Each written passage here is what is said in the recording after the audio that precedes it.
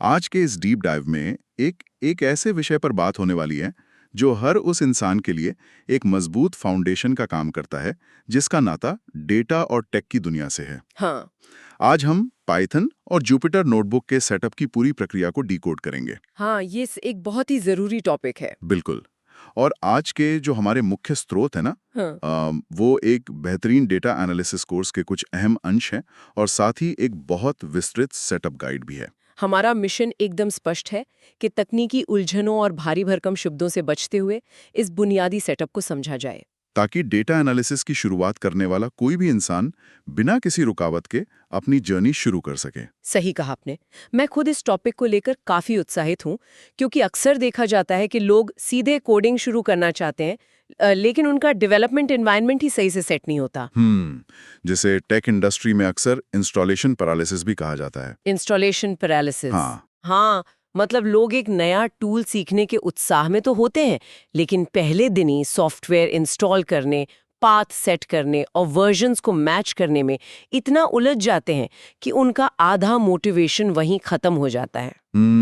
ये तो बहुत आम बात है। और मैं ये भी कहूंगी कि किसी भी डेटा एनालिसिस टूल को केवल इंस्टॉल करना ही काफ़ी नहीं है, बल्कि उसके पीछे के साइंस को, मेरा मतलब है कि उस इकोसिस्टम के काम करने के तरीके को समझना बहुत ज़रूरी है। जब हम ये समझ लेते हैं कि पाइथन, एनाकोंडा और जुपिटर नोटबुक आपस में संवाद कैसे करते हैं, तो आगे चलकर जब कोई एरर आता है ना, तो उसे डीबग करना बहुत आसान हो जाता है। बिल्कुल सही। और इसीलिए आज हम इन लेयर्स को एक एक करके हटाएंगे। तो सबसे पहले पाइथन और जुपिटर नोटबुक की कोर फिलॉसफी पर बात करते हैं। अगर हम पिछले एक दशक के टेक ट्रेंड्स को देखें, तो पाइथन ने डेटा साइंस के क्षेत्र में आर या जूलिया जैसी भाषाओं को काफी पीछे छोड़ दिया है। हाँ, पाइथन का डोमिनेंस तो साफ दिखता है। मतलब ये सिर्फ एक प्रोग्रामिंग भाषा नहीं रह गई है, बल्कि ये डेटा एनालिसिस का सबसे शक्तिशाली इंजन है। इसका सबसे बड़ा कारण सिर्फ इसका आसान सिंटैक्स नहीं है, बल्कि इसके इर्द गिर्द बना हुआ वो विशाल इकोसिस्टम है। इसमें डेटा क्लीनिंग से लेकर मशीन लर्निंग तक के लिए पहले से ही बेहद पावरफुल लाइब्रेरीज मौजूद हैं। एकदम सही। पाइथन की सफलता का एक बड़ा श्रेय उसकी कम्युनिटी और ओपन सोर्स नेचर को भी जाता है। लेकिन देखिए, पाइथन अपने आप में सिर्फ एक मूल भाषा है। जब कोई डेटा साइंटिस्ट काम करता है, तो उसका तरीका एक रेगुलर सॉफ्टवेयर इंजीनियर से काफी अलग होता है। वो कैसे? एक सॉफ्टवेयर डेवलपर को शायद एक ऐसा आईडी चाहिए होता है जो लाखों लाइनों के कोड को मैनेज कर सके। लेकिन डेटा एनालिसिस में अप्रोच बहुत ज्यादा एक्सपेरिमेंटल होती है। हाँ, वहां तो डेटा के साथ खेलना होता है। बिल्कुल। वहां एक हाइपोथेसिस होती है, कुछ डेटा होता है, और उस डेटा के आधार पर तुरंत रिजल्ट्स देखने होते हैं। बस यहीं पर जुपिटर नोटबुक तस्वीर में आता है। जुपिटर, जिसकी शुरुआत शायद प्रोजेक्ट आई पाइथन के रूप में हुई थी। हाँ, प्रोजेक्ट आई पाइथन, जिसका मकसद ही रिसर्चर्स को एक ऐसा टूल देना था जहां वो कोड रन कर सकें और तुरंत आउटपुट देख सकें। ये जो तुरंत आउटपुट देखने वाली बात है ना, यही जुपिटर नोटबुक को इतना खास बनाती है। स्रोतों में भी इस बात पर बहुत जोर दिया गया है कि जुपिटर नोटबुक सिर्फ कोड लिखने की जगह नहीं है। नहीं, बिल्कुल नहीं। इसे कंप्यूटर साइंस के एक पुराने कॉन्सेप्ट लिटरेट प्रोग्रामिंग के मॉडर्न वर्जन के रूप में देखा जा सकता है, जहां लाइव कोड, गणितीय समीकरण, विजुअलाइजेशन और साधारण टेक्स्ट एक ही डॉक्यूमेंट में एक साथ रहते हैं। मतलब सिर्फ मशीन के लिए इंस्ट्रक्शंस नहीं लिखे जा रहे हैं, बल्कि इंसानों के पढ़ने के लिए एक पूरा कॉन्टेक्स्ट तैयार किया जा रहा है। और ये कॉन्टेक्स्ट ही असली गेम चेंजर है। रिसर्च और डेटा साइंस में एक बहुत बड़ी समस्या रिप्रोड्यूसिबिलिटी की होती है। मान लीजिए किसी ने एक बहुत ही शानदार एनालिसिस किया, लेकिन 6 महीने बाद कोई दूसरा रिसर्चर उस काम को समझना चाहे तो वो कोड का जाल लगेगा उसे। हाँ, बिना सही कॉन्टेक्स्ट के वो सिर्फ उलझा हुआ कोड लगेगा। जुपिटर नोटबुक इस समस्या को हल करता है। ये जटिल डेटा को एक कहानी के रूप में पेश करने का कैनवस है।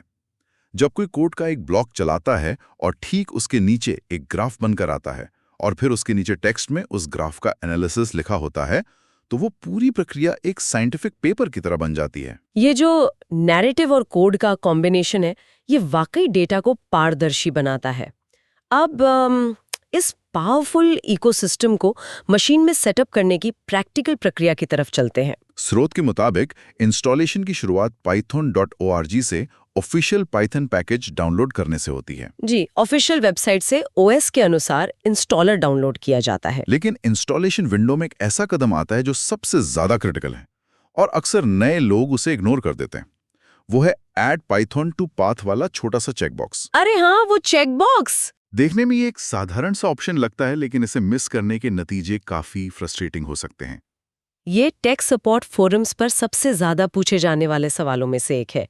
इस चेकबॉक्स के पीछे की असल तकनीक को समझना जरूरी है। तो आप इसे थोड़ा आसान भाषा में समझा सकती हैं? बिल्कुल। पाथ असल में ऑपरेटिंग सिस्टम का एक एनवायरनमेंट वेरिएबल होता है। इसे ओएस की एक डायरेक्टरी या एड्रेस बुक की तरह समझा जा सकता है। जब हम टर्मिनल या कमांड लाइन खोलकर पाइथन टाइप करते हैं तो कंप्यूटर को ये नहीं पता होता है कि पाइथन सिस्टम की किस ड्राइव के किस फोल्डर में इंस्टॉल्ड है। वो सीधा उस पाथ वेरिएबल के पास जाता है। हाँ, वो सीधा इस पाथ वेरिएबल के पास जाता है और उसमें दर्ज फोल्डर्स की लिस्ट में पाइथन को ढूंढता है। तो अगर वो चेकबॉक्स टिक नहीं किया गया तो पाइथन सिस्टम में इंस्टॉल तो हो जाएगा, लेकिन कमांड लाइन के लिए वो पूरी तरह से अदृश्य रहेगा। और फिर जब कोई अपना पहला कोड रन करने की कोशिश करेगा तो उसे कमांड नॉट फाउंड का एरर मिलेगा। बिल्कुल। और फिर इसे मैन्युअली फिक्स करने के लिए सिस्टम की एडवांस सेटिंग्स में जाकर पाथ वेरिएबल को एडिट करना पड़ता है, जो एक नए यूजर के लिए काफी डराने वाला अनुभव हो सकता है। हाँ, वो सेटिंग्स में अंदर जाना किसी को पसंद नहीं। इसीलिए उस एक चेकबॉक्स को टिक करना इस पूरी प्रक्रिया को ऑटोमेट कर देता है और कंप्यूटर को रास्ता बता देता है कि पाइथन कहाँ रखा है। ये एक बहुत बड़ा आहा मोमेंट है इंस्टॉलेशन का। अब इस अहम पड़ाव को पार करने के बाद स्रोतों में एक और बहुत बड़े नाम का जिक्र आता है जिसने डेटा साइंस की दुनिया को हमेशा के लिए बदल दिया। एनाकोंडा। एनाकोंडा, डेटा साइंस का खजाना। हाँ, लेकिन जो लोग इस फील्ड में नए होते हैं उनके मन में अक्सर ये सवाल होता है कि जब पाइथन पहले से ही मौजूद है तो एनाकोंडा की क्या जरूरत है। कोर्स के FAQ सेक्शन में भी इस कंफ्यूजन को एड्रेस किया गया है। असल में ये समझना जरूरी है कि एनाकोंडा कोई नई प्रोग्रामिंग भाषा नहीं है। नहीं, वो भाषा नहीं है, बल्कि ये पाइथन का ही एक बहुत ही पावरफुल डिस्ट्रीब्यूशन है। तो ये डिस्ट्रीब्यूशन एक्स्ट्रा क्या लेकर आता है? एनाकोंडा की अहमियत को समझने के लिए हमें उस समस्या को देखना होगा जिसे डेवलपर्स डिपेंडेंसी हेल कहते हैं। जब हम डेटा एनालिसिस करते हैं तो हम सिर्फ कोर पाइथन का इस्तेमाल नहीं कर रहे होते।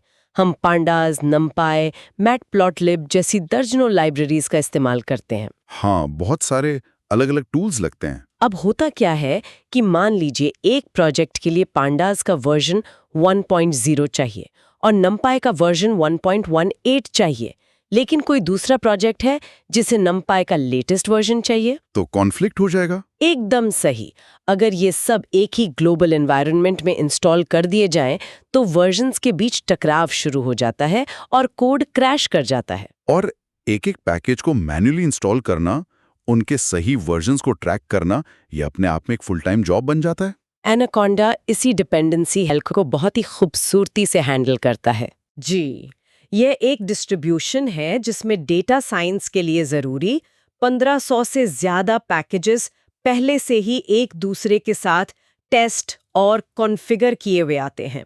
इसके अलावा इसका अपना पैकेज मैनेजमेंट सिस्टम है जिसे कोंडा कहा जाता है, जो ये सुनिश्चित करता है कि जब कोई नया टूल इंस्टॉल किया जाए तो वो मौजूदा इकोसिस्टम को न तोड़े। और एक बहुत ही रोचक तथ्य है जिस पे कोर्स में चर्चा की गई है कि यदि कंप्यूटर में पहले से ही पाइथन इंस्टॉल है तो क्या एनाकोंडा इंस्टॉल किया जा सकता है? हाँ, और इसका सीधा जवाब है हाँ।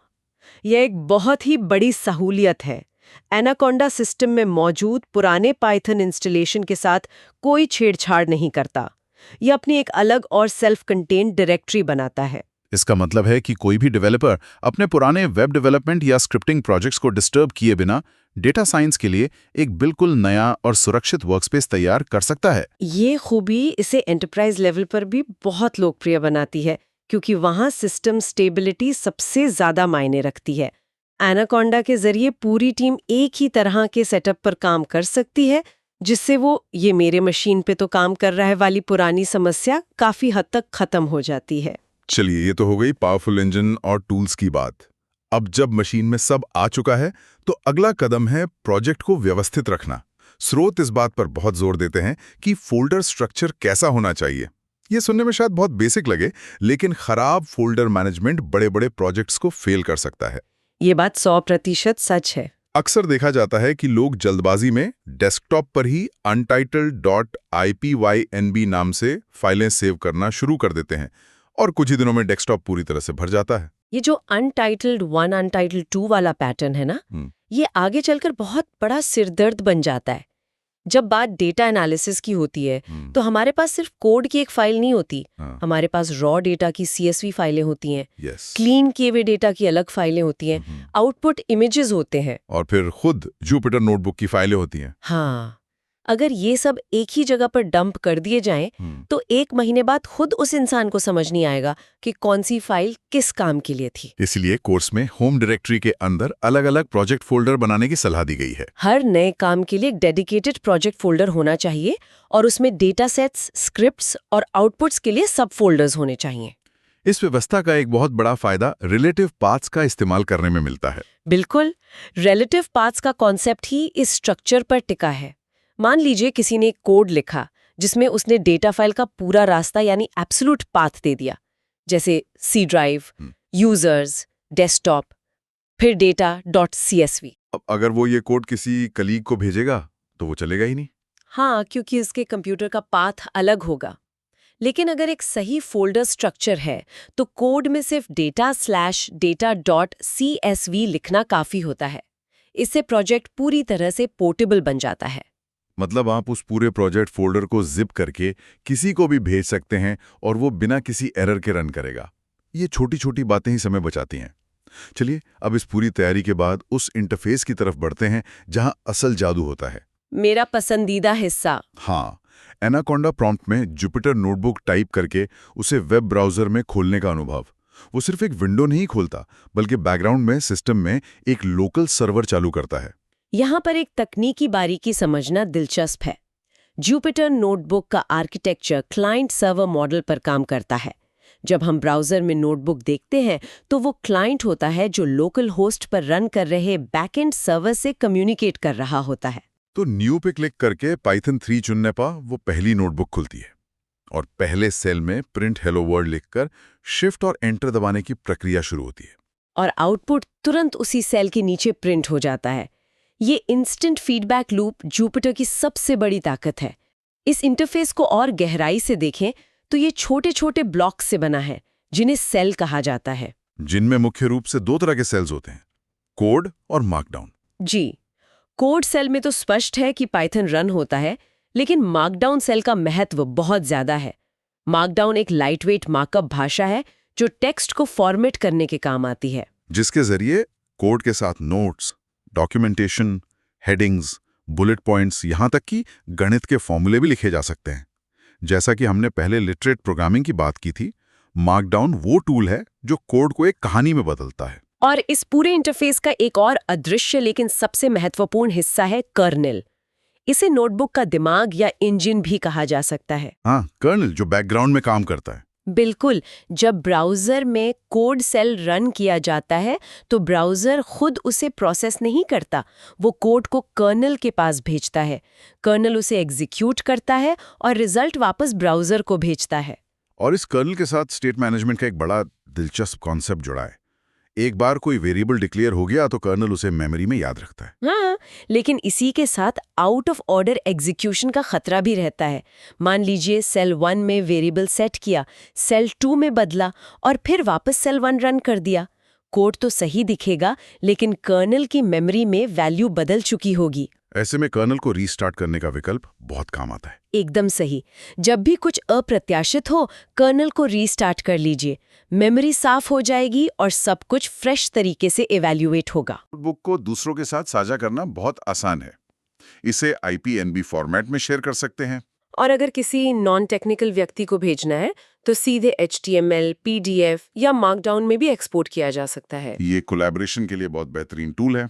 तो आज के समय में जब इन्फॉर्मेशन ओवरलोड एक बड़ी चुनौती है, सीखने वालों के लिए ये सेटअप सूचनाओं के भारी बोझ से बचाकर डेटा को समझने और निष्कर्ष निकालने का सबसे व्यवस्थित तरीका देता है। बिल्कुल, ये टूलिंग डेटा कम्युनिटी का स्टैंडर्ड इसीलिए है क्योंकि ये कॉम्प्लेक्सिटी को छिपाकर हमें सीधे डेटा से जवाब ढूंढने पर फोकस करने देती है। तो हमने इस चर्चा में सॉफ्टवेयर डाउनलोड करने से लेकर हेलो वर्ल्ड कोड चलाने, एनाकोंडा की जरूरत और जुपिटर के इंटरफेस तक का एक शानदार सफर तय किया। एक तरह से अपना पहला डेटा एनालिसिस वातावरण तैयार कर लिया। हाँ, और अंत में मैं एक सोचने पर मजबूर कर देने वाला विचार छोड़ना चाहूंगा। चूंकि जुपिटर नोटबुक केवल कोड नहीं बल्कि लाइव विजुअलाइजेशन और साधारण भाषा का एक अनूठा संगम है, तो क्या भविष्य की प्रोग्रामिंग सिर्फ जटिल कोड लिखने तक सीमित रहेगी, ये बहुत गहरा सवाल है। या फिर ये एक ऐसी इंटरैक्टिव किताब लिखने जैसी हो जाएगी जहां डेटा खुद ही अपनी कहानी पढ़कर सुनाएगा और कोड सिर्फ एक बैकग्राउंड स्कोर की तरह काम करेगा? जिस तरह से डेटा ड्रिवन स्टोरी टेलिंग आगे बढ़ रही है, शायद भविष्य में कहानी की अहमियत कोड से ज्यादा ही हो जाए। बिल्कुल। तकनीक और अभिव्यक्ति का यह संगम बहुत कुछ बदलने वाला है। इसी विचार के साथ आज के इस डीप डाइव को हम यहीं समाप्त करते हैं। एक व्यवस्थित और शानदार डेटा एनालिसिस सफर के लिए शुभकामनाएं।